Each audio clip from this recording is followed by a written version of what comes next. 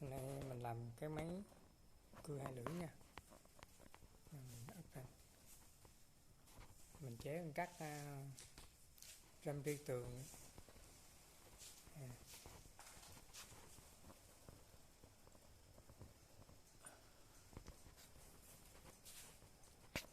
Cái này mình làm sống nha, có thể về ra về vô được nha. Đường kích thước của nó là 60 hay là 65 hay 70 thì mình sẽ về cái này.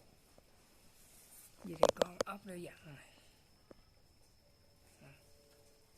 Bên này cái bên kia mình dặn là mình rút ra được, rút ra vô tùy chỉnh được kích thước nha, có thể là 60 hoặc là 70 gì đó. Đó, mình về cắt ha. Thì mình đấu điện trực tiếp qua cái này luôn, qua motor cũng cái nè, bật một cái là cái hàng này chạy, kéo cái máy nó chạy luôn. Cắt hai lưỡi nhanh này, tiết kiệm thời gian nha. Mình cắt cho các bạn coi ha.